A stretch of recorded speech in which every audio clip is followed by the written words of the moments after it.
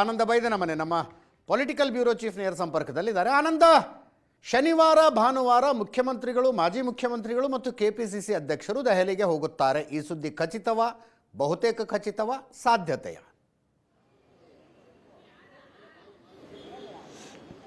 ಈಗಾಗಲೇ ದೆಹಲಿಯಲ್ಲಿ ಸಚಿವ ಸಂಪುಟ ರಚನೆ ಸಂಬಂಧಪಟ್ಟ ಹಾಗೆ ಚಟುವಟಿಕೆಗಳು ಆರಂಭಗೊಂಡಿದೆ. ಕೆಲವು ವಿಧಾನ ಪರಿಷತ್ ಸದಸ್ಯರುಗಳು ಹೋಗಿ ಈಗಾಗಲೇ ದೆಹಲಿಯಲ್ಲಿ ಕೆಸಿ ವೇಣುಗೋಪಾಲ್ ಸೇರಿದಾಗ ಪ್ರಮುಖರನ್ನ ಭೇಟಿ ಮಾಡುವಂತ ಪ್ರಯತ್ನ ಮಾಡಿದರೆ ಮಾತುಕತೆ ಕೂಡ ನಡೆದಿದೆ. ಇದರ ಬೆನ್ನಲ್ಲೇ ಎಸಿ ಅಧ್ಯಕ್ಷರಾಗಿರ್ತಕ್ಕಂಥ ಮಲ್ಲಿಕಾರ್ಜುನ್ ಖರ್ಗೆ ಅವರು ಇವತ್ತು ರಾಜ್ಯಕ್ಕೆ ಬರಬೇಕಾಗಿತ್ತು. ಅಂದ್ರೆ ಇವತ್ತು ಕಲಬುರಗಿ ಬಂದು ಇವತ್ತು ನಾಳೆ 2 ದಿನ ಕಲಬುರಗಿಯಲ್ಲಿ ವಾಸ್ತವ್ಯ ಇತ್ತು. ನಂತರದಲ್ಲಿ ಅವರು ಶನಿವಾರ ಮತ್ತು ಭಾನುವಾರ 2 ದಿನವೂ ಕೂಡ ಬೆಂಗಳೂರಿನಲ್ಲಿ ವಾಸ್ತವ್ಯವನ್ನು ಹೂಡಬೇಕಾಗಿತ್ತು. ಈ 4 ದಿನಗಳ ಪ್ರವಾಸ ನಿಗದಿಯಾಗಿತ್ತು. ಬೆಳಗ್ಗೆ ಪ್ರವಾಸ ರದ್ದಾಗಿದೆ.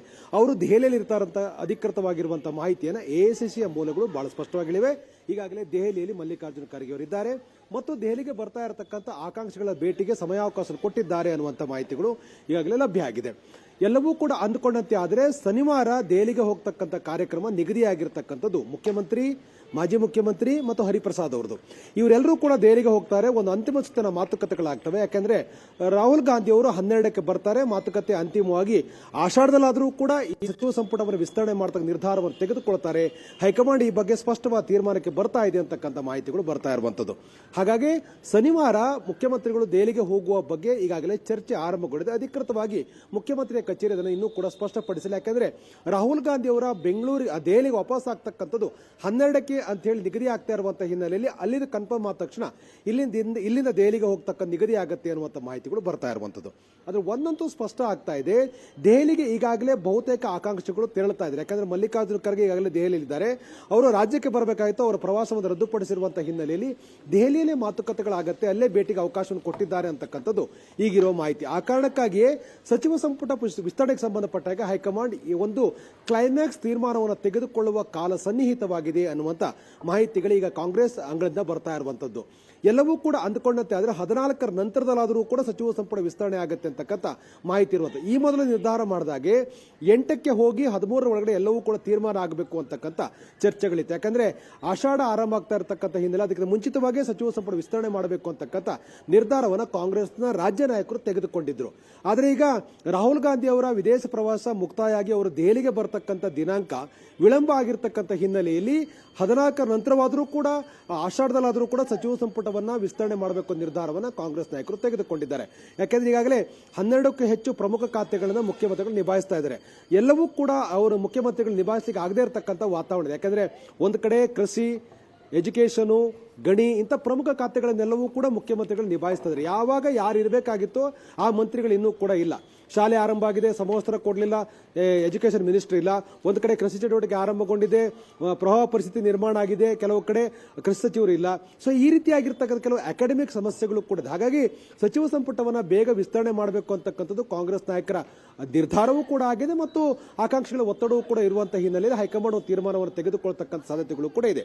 ಇದರ ಬೆನ್ನಲ್ಲೇ ಯಾವಾಗ ದೆಹಲಿಗೆ ಹೋಗಬೇಕು ಅಂತಕ್ಕಂಥದ್ದು ಶನಿವಾರ ನಿಗದಿ ಆಗುತ್ತೆ ಅನ್ನುವಂಥ ಮಾಹಿತಿಗಳು ಈಗ ಬರ್ತಾ ಇರುವಂತದ್ದು. ಅಜಿತ್, ಈಗ ಏನು ಲಿಸ್ಟ್ ಇದೆಯಲ್ಲ, ದೆಹಲಿಯಲ್ಲಿ 10ಕ್ಕೂ ಹೆಚ್ಚು ಶಾಸಕರು, ವಿಧಾನ ಪರಿಷತ್ ಸದಸ್ಯರು ಕೂತ್ಕೊಂಡಿದ್ದಾರೆ ಅಂತ.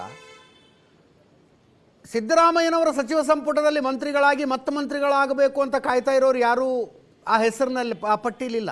ಅವ್ರು ಯಾರು ಹೋಗಿಲ್ವ? ಹಂಗಿದ್ರೆ ಅವ್ರ ಕಡೆಯಿಂದ ಪ್ರಯತ್ನಗಳು ಯಾವ ಮಟ್ಟಿಗೆ ನಡೀತಾ ಇದ್ದಾವೆ?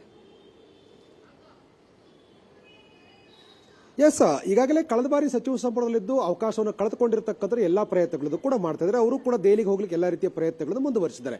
ಉದಾಹರಣೆಗೆ ಲಕ್ಷ್ಮೀ ಹೆಬ್ಬಾಳ್ಕರ್ ಕೂಡ ಒಂದು ಕಡೆ ಪ್ರಯತ್ನವನ್ನು ಮಾಡ್ತಾ ಇದ್ದಾರೆ. ಇವತ್ತು ಅವರ ಭೇಟಿಗಳು, ಮುಖ್ಯಮಂತ್ರಿಗಳು ಬೆಳಗಾವಿಗೆ ಹೋದಾಗ ಒಟ್ಟಾರೆ ಉಸ್ತುವಾರಿಗಳು ಅವೆಲ್ಲವೂ ಕೂಡ ಅವರ ಆಸಕ್ತಿಯನ್ನು ವ್ಯಕ್ತಪಡಿಸುವಂತ ಒಂದು ಪ್ರಕ್ರಿಯೆ ಅಂದ್ರೂ ಕೂಡ ತಪ್ಪಾಗಲಾರದು. ಇನ್ನೊಂದು ಕಡೆ ಸಂತೋಷ್ ಲಾಡರ್ ಹೆಸರು ಕೂಡ ಬಹಳ ಪ್ರಮುಖ ಕೇಳಿ ಬರ್ತಿದೆ.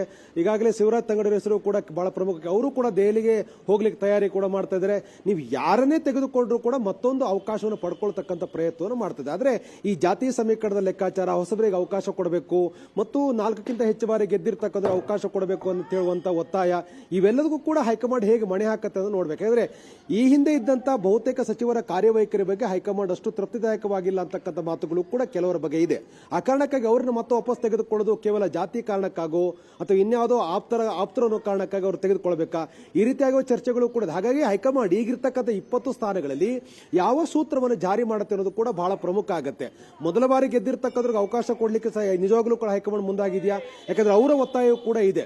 ಇನ್ನೊಂದು ಕಡೆ ವಿಧಾನ ಪರಿಷತ್ತಲ್ಲೂ ಕೂಡ ಅವಕಾಶ ಕೊಡಿ ಅಂತಕ್ಕಂಥ ಆಗ್ರಹವು ಕೂಡ ಇರುವಂತಹ ಹಿನ್ನೆಲೆಯಲ್ಲಿ ಸಹಜವಾಗಿ ಈಗ ಅಲ್ಲೂ ಕೂಡ ಯಾರು ಮಂತ್ರಿ ಆಗ್ತಾರೆ ಅಂತ ಚರ್ಚೆಗಳು. ಯಾಕಂದ್ರೆ ಈಗಿರ್ತಕ್ಕ ಯತೀಂದ್ರ ಸಿದ್ದರಾಮಯ್ಯವರು ವಿಧಾನ ಪರಿಷತ್ತಲ್ಲಿ ಕಲಾಪವನ್ನು ಲೀಡ್ ಮಾಡ್ಲಿಕ್ಕೆ ಸಾಧ್ಯ ಇದೆಯಾ? ಸಹಜವಾಗಿ ಸಂಶಯಗಳು ಮೂಡುತ್ತೆ. ಆ ಕಾರಣಕ್ಕಾಗಿ ಅಲ್ಲಿ ಯಾರು ಮಂತ್ರಿ ಆಗ್ತಾರೆ ಅಂತಕ್ಕಂಥದ್ದು. ಒಂದು ಕಡೆ ಹರಿಪ್ರಸಾದ್ ಹೆಸರು ಬಹಳ ಪ್ರಮುಖ ಕೇಳಿ ಬಂದಿರುವಂತಹ ಹಿನ್ನೆಲೆಯಲ್ಲಿ ಅವರು ಸಭಾನಾಯಕರಾಗ್ತಾರೆ ಅನ್ನುವಂಥ ಚರ್ಚೆಗಳಿರುವ ಕಾರಣಕ್ಕಾಗಿ ಮಧು ಬಂಗಾರಪ್ಪ ಮತ್ತು ಬೇಳೂರು ಗೋಪಾಲಕೃಷ್ಣ ಅವರು ಅತ್ಯಂತ ನಿರಾಸಕ್ತಿಯನ್ನು ವ್ಯಕ್ತಪಡಿಸ್ತಾ ಇರತಕ್ಕಂಥ ಮಾಹಿತಿಗಳು ಕೂಡ ಇದೆ. ಯಾಕಂದ್ರೆ ಮಂತ್ರಿ ಆಗೇ ಬಿಡಬೇಕು ಅಂತ ಒತ್ತಾಯಗಳು ಮಾಡ್ತಾ ಇದ್ರು ಅವರು. ಬೇರೆ ಬೇರೆ ರೀತಿಯ ಎಲ್ಲ ವೇದಿಕೆಗಳು ಕೂಡ ಬಹಿರಂಗವಾಗಿ ಒತ್ತಾಯ ಮಾಡ್ತಕ್ಕಂಥ ಪ್ರಯತ್ನವನ್ನು ಮಾಡ್ತಾ ಇದ್ರು. ಈಗ ಅವರ ಧ್ವನಿ ಸ್ವಲ್ಪ ಮಟ್ಟಿಗೆ ಸಣ್ಣಗಾಗಿದೆ. ಸೊ ಹಾಗಾಗಿ ಹೈಕಮಾಂಡ್ ಯಾವ ನಿರ್ಧಾರ ತೆಗೆದುಕೊಳ್ಳುತ್ತಿರೋದು ಕೂಡ ಬಹಳ ಪ್ರಮುಖ. ಒಂದೊಮ್ಮೆ ಹರಿಪ್ರಸಾದ್ ಏನಾದರೂ ಕೂಡ ಮಂತ್ರಿ ಆಗಿದ್ದೆ ಆದರೆ ಈಡಿಗ ಸಮುದಾಯಕ್ಕೆ ಎಷ್ಟು ಅವಕಾಶವನ್ನು ಕೊಡಲಾಗುತ್ತೆ? ಮಧು ಬಂಗಾರಕ್ಕೆ ಮತ್ತೆ ಅವಕಾಶ ಸಿಗತ್ತಾ? ಈಗ DCM DK ಶಿವಕುಮಾರ್ ಅವರು ಹೇಗೆ ಅವಕಾಶವನ್ನು ಮತ್ತೊಂದು ಬಾರಿ ಮಾಡಿಕೊಡ್ತಾರೆ ಮಧು ಬಂಗಾರಪ್ಪಗೆ ಅಂತಕ್ಕಂಥದ್ದು ಕೂಡ ಬಹಳ ಪ್ರಮುಖ. ಹಾಗಾಗಿ ಹೈಕಮಾಂಡ್ ಈ ಸಚಿವ ಸಂಪುಟ ವಿಸ್ತರಣೆಗೆ ಸಂಬಂಧಪಟ್ಟಾಗೆ ತೆಗೆದುಕೊಳ್ಳುವ ತೀರ್ಮಾನಗಳು ಹೇಗಿರುತ್ತೆ ಅಂತಕ್ಕಂಥದ್ದು. ಒಂದೊಮ್ಮೆ ಏನಾದರೂ ಕೂಡ ಹಿಂದೆ ಸಚಿವ ಸಂಪುಟದ ಇದ್ದಂಥವರಿಗೆ ಪಕ್ಷದಲ್ಲಿ ಜವಾಬ್ದಾರಿ ಕೊಡಲಾಗತ್ತಾ ಅಥವಾ ಹಿರಿಯ ಸಚಿವರುಗಳಿಗೆ ಶಾಸಕರುಗಳಿಗೆ ಅವಕಾಶ ಕೊಡುವ ಬಗ್ಗೆ ಎಷ್ಟು ಮಟ್ಟಿಗೆ ಅವಕಾಶ ಕೊಡಲಾಗುತ್ತೆ? ಇರುವ 20 ಸೀಟಲ್ಲಿ ಎಷ್ಟು ಜನರಿಗೆ ಅವಕಾಶಗಳು ಲಭ್ಯ ಆಗಬಹುದು? ದೊಡ್ಡ ಸಂಖ್ಯೆ 40ಕ್ಕೂ ಹೆಚ್ಚು ಜನ ಶಾಸಕರಿದ್ದಾರೆ. 4 ಬಾರಿ 3 ಬಾರಿ ಗೆದ್ದಿರ್ತಕ್ಕ ಶಾಸಕರಿದ್ದಾರೆ.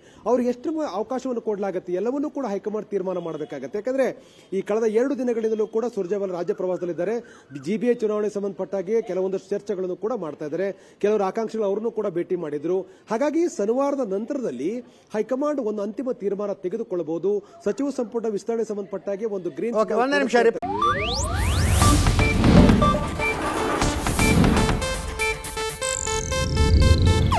ಇದು ಏಷ್ಯಾನೆಟ್ ನ್ಯೂಸ್ ನೆಟ್ವರ್ಕ್ ಪ್ರಸ್ತುತಿ.